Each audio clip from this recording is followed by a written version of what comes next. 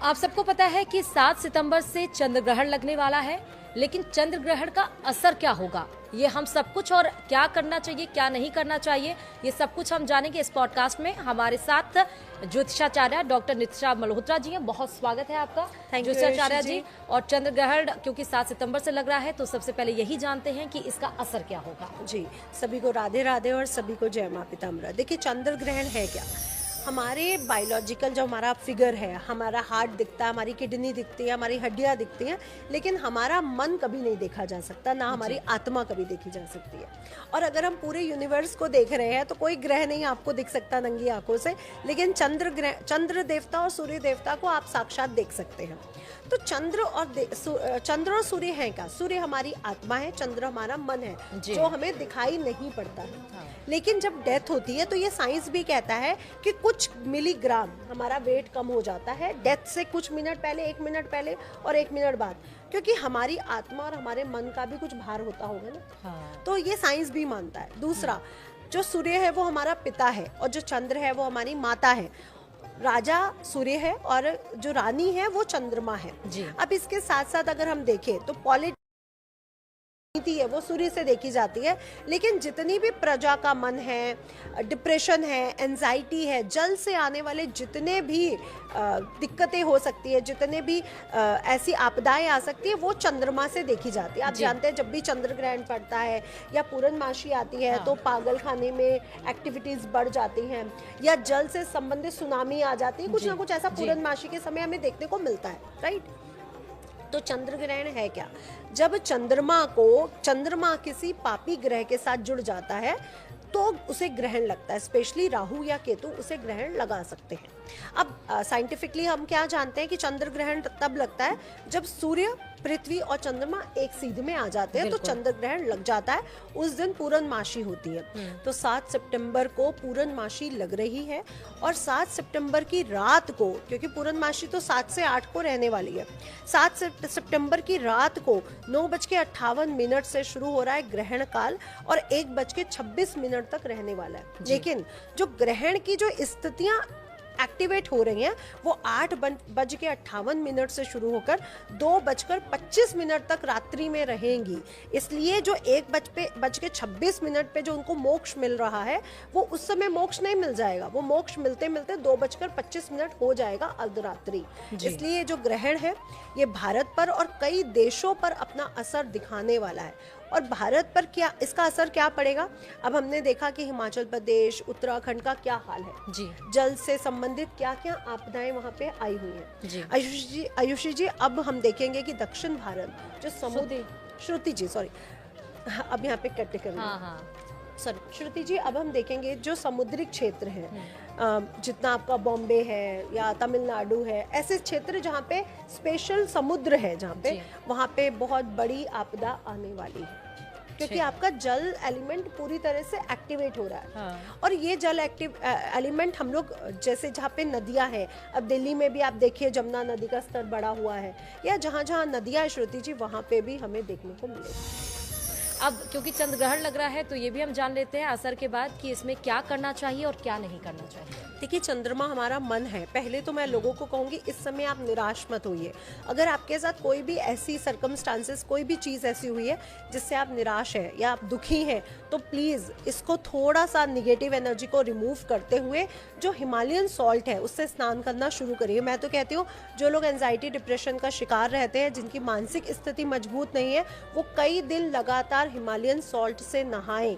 और ग्रहण के बाद आपकी जितनी अंगूठियां हैं, जितनी मालाएं हैं, जो भी चीज़ आप पहनते हैं, उन चीज़ों को भी शुद्ध करिए। अगर आप गोल्ड की चीज़ें पहन रहे हैं, गोल्ड की चीज़ें देखिए जो लॉकर में है उन पे ग्रहण का असर नहीं होगा, क्योंकि वो एक जगह बंद पड़ी है। लेकिन जो चीज़ें पहनी जा रही हैं उस पे उसका असर होगा, इसलिए उनको भी गंगा जल से धोना बिल्कुल भी ना भूलें। इस बात का ध्यान रखें। लोग तुलसी दल डाल देते हैं भोजन में, भोजन नहीं करते हैं, सब कर लेते हैं, लेकिन जो चीज़ हमने पहनी हुई है, हमारी घड़ी है, घड़ी हमारा समय बताती है, ज्वेलरी हमें गुरु ग्रह को, चंद्र ग्रह को स्ट्रॉन्ग करती है, क्योंकि स्त्रियां या पुरुष सबसे ज्यादा गोल्ड पहनते हैं। तो आपको वो जो आभूषण है आपके, उसको भी शुद्ध करना जरूरी है। देखिए कपड़े तो हम धो के ही पहनेंगे, है ना, और जो कपड़े हमारी अलमीराज पे, वहां तक ग्रहण का असर नहीं जाएगा। इसलिए जो आपने पहना है उसको धोना बहुत जरूरी है, तो गंगा जल से शुद्ध करना बिल्कुल ना भूलें। दूसरी बात, चंद्र ग्रहण का जो सूतक काल रहता है वो 9 घंटे पहले से आरंभ हो जाता है, जो 12:57 से दोपहर से आरंभ हो रहा है। इसलिए मंदिर के जो पट हैं, जो मंदिर के पर्दे हैं, वो 12:57 से लग जाएंगे जी। तो मंदिर आप दर्शन नहीं कर सकते हैं। इस दिन आपके पितृपक्ष भी शुरू हो रहे हैं, तो 12:30 से पहले आप पितृपक्ष की पूजा अपनी कर सकते हैं। इसके बाद नहीं करनी। आपको जो भी करना है शुभ कार्य, इस दिन किसी का नामकरण संस्कार नहीं होगा, इस दिन कोई भी विवाह, कोई भी शुभ कार्य, क्योंकि पूर्णमासी है तो कई लोग कथा करते हैं विष्णु जी की, कई लोग शुभ कार्य करते हैं। इस दिन कोई भी शुभ कार्य नहीं होगा, ये वर्जित हो जाएगा। सूतक काल से शुरू करके ग्रहण के मोक्ष तक नाखून काटना, सोना, खाना खाना, ये सब वर्जित रहता है। अब आप कहेंगे इतना टाइम तक किसी का भूखे रहना तो बहुत इम्पॉसिबल हो जाएगा कि जल पीना। तो मैं आपसे कहूँगी सूतक काल में आप अगर तुलसी वाला जल या तुलसी वाला भोजन ग्रहण कर रहे हैं तो कर सकते हैं, लेकिन जो ग्रहण काल है यानी 9:58 से पहले भोजन आपको कर लेना है। इसके बाद आपको भोजन नहीं करना है। स्पेशली अगर ध्यान रखें तो पूरे 9 बजे से पहले आपका भोजन हो जाना चाहिए। तो इसका मतलब कि सूतक काल में हमें श्राद्ध भी नहीं करना होगा? सूतक काल नहीं, में क्या श्राद्ध तभी कर मैं कह सकते रही हूँ हैं? 12:30 से पहले आपको श्राद्ध कर लेना है। सूतक काल में श्राद्ध नहीं करना है। जी, आपने बिल्कुल सही कहा। अब हमें इसमें सावधानियां क्या बरतनी चाहिए? ये भी बहुत अच्छा क्वेश्चन है, क्योंकि गर्भवती स्त्रियों के लिए तो सावधानी है।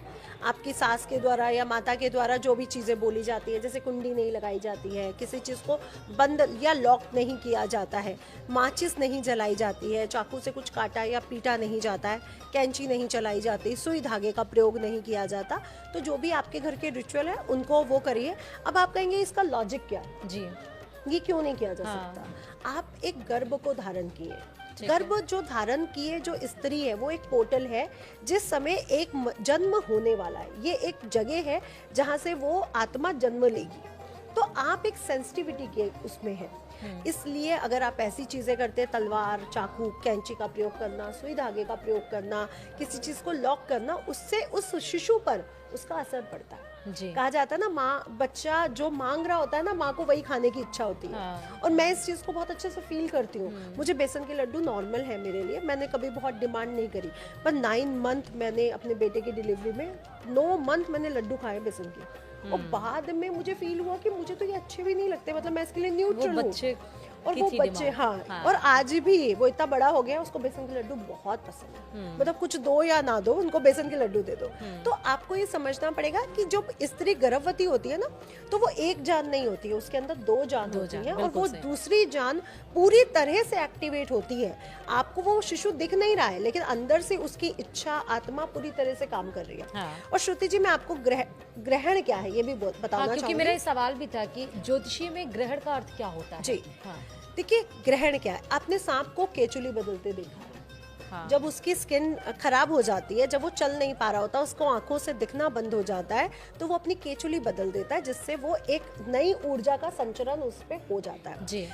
हम लोग भी जब बूढ़े हो जाते हैं, हमारी हड्डियां खराब हो जाती है, हमारी स्किन खराब हो जाती है, हमें एजिंग आ जाती है, हम अपने शरीर हमारा खराब हो जाता है, तो हमारी मृत्यु हो जाती है, और उसके बाद हम एक नया जन्म लेते हैं। ग्रहण भी बेसिकली यही प्रक्रिया है, जन्म और मृत्यु। यानी हमारी पहले मृत्यु होगी, उसके बाद हमारा जन्म होगा।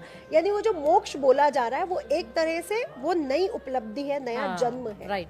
तो जब ग्रहण होने वाला होता है तो मृत्यु होने वाली होती है, और जब ग्रहण का मोक्ष होता है तो जन्म होने वाला होता है। तो चंद्र ग्रहण एक ऐसी प्रक्रिया है जिस समय ग्रहण चंद्रमा को लगता है, वो उसको खाता है। ऐसे ही समझाया जाता ना कि उसमें वो जा रहा है, उसने खा लिया और फिर चंद्रमा बाहर निकल आया। यानी एक तरफ से मृत्यु हुई और एक तरफ से जन्म हुआ। इसीलिए कहा जाता है ऋषि मुनियों के द्वारा कि ग्रहण के समय तांत्रिक क्रियाएं, जप क्रियाएं, मानसिक क्रियाएं ज्यादा करने से उसकी प्रोसेस बढ़ जाती है।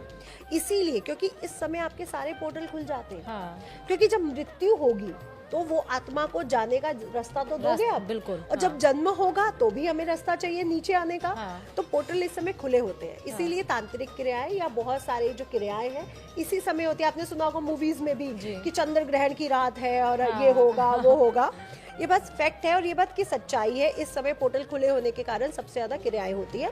और नॉर्मल मनुष्य इस समय क्या करे, मानसिक जाप करे। आप अपने कुल देवी का, इष्ट देवी का, जिससे भी आप प्रभावित हैं, गणेश जी, शिव जी, विष्णु जी, उनके मंत्रों का जाप करके उस ग्रह को बल दे कि चंद्र ग्रह को हम ये बल दे रहे हैं। इससे क्या होगा, जब चंद्र ग्रह मोक्ष के प्रति आगे बढ़ेंगे, वो हमारी मानसिक स्थितियों को, हमारे मन को संभालेंगे, क्योंकि वो हमारी जन्म कुंडली में, हमारे शरीर में मन के स्वामी है। तो आपने देखा एंजाइटी डिप्रेशन के बाद जब हमें निगेटिविटी हमसे रिमूव हो जाती है तो हमें एक नई ऊर्जा मिलती है, चलो कल से ये काम करते हैं। तो चंद्र ग्रहण के समय मंत्रों का जाप करने से आपको भी ये बल मिल सकता है। बिल्कुल। तो आपको क्या करना है चंद्र ग्रहण में, ये आपने समझा। अब मेरा ये आखिरी सवाल है चंद्र ग्रहण से कि कुंडली में ग्रहण दोष क्या है? जी, ये भी बहुत अच्छा क्वेश्चन है। जब भी आपकी कुंडली में चंद्रमा केतु या राहु के साथ होगा, आपकी कुंडली में ग्रहण दोष होगा। अच्छा। लेकिन ग्रहण दोष में एक भ्रांति बड़ी फैलाई जाती है कि चंद्रमा राहु या केतु के साथ है तो आपको ग्रहण लग गया। देखिए, ग्रहण में 3 प्लैनेट का होना बहुत जरूरी है। पृथ्वी की जगह तो हम राहु केतु को ले रहे हैं। हाँ। लेकिन सूर्य का होना भी तो जरूरी है ना, क्योंकि जब भी चंद्र ग्रहण लगता है तो सूर्य हमसे 180 डिग्री पर होता है चंद्रमा से, और जब भी सूर्य ग्रहण लगता है तो चंद्रमा और सूर्य एक साथ होते हैं। तो जब भी आप अपनी कुंडली देखें, अगर आपको चंद्र ग्रहण है तो चंद्रमा केतु के साथ होगा और सूर्य आपकी कुंडली में चंद्रमा से 180 डिग्री यानी 7th बैठा होगा, तभी आपको चंद्र ग्रहण है। अगर आप सूर्य ग्रहण देख रहे हैं, सूर्य चंद्रमा एक साथ होंगे, साथ में राहु या शनि होगा। स्पेशली राहु होने पर आपको सूर्य ग्रहण माना जाएगा। लेकिन अगर चंद्रमा सूर्य के साथ नहीं है और आपकी कुंडली में सूर्य राहु इकट्ठे हैं तो आपको सूर्य ग्रहण नहीं है। इसलिए खुश हो जाइए। ये एक भ्रम को फैलाया जाता है, ये मिथ्य है कि सिर्फ सूर्य और राहु सूर्य ग्रहण या चंद्रमा और केतु चंद्र ग्रहण बनाते। इसके लिए सूर्य का भी वहां पर होना बहुत जरूरी है। इसलिए इस भ्रम को भी हटाया जा रहा है आपके पॉडकास्ट के थ्रू, क्योंकि लोग बहुत डरते हैं हमारी कुंडली में तो सूर्य राहु इकट्ठे हैं। अरे चंद्रमा जब तक 180 डिग्री नहीं है, पूर्णमासी का जन्म नहीं है, तो ग्रहण कैसा? ग्रहण तो तब लगेगा ना जब अमावस्या होगी या पूर्णमासी।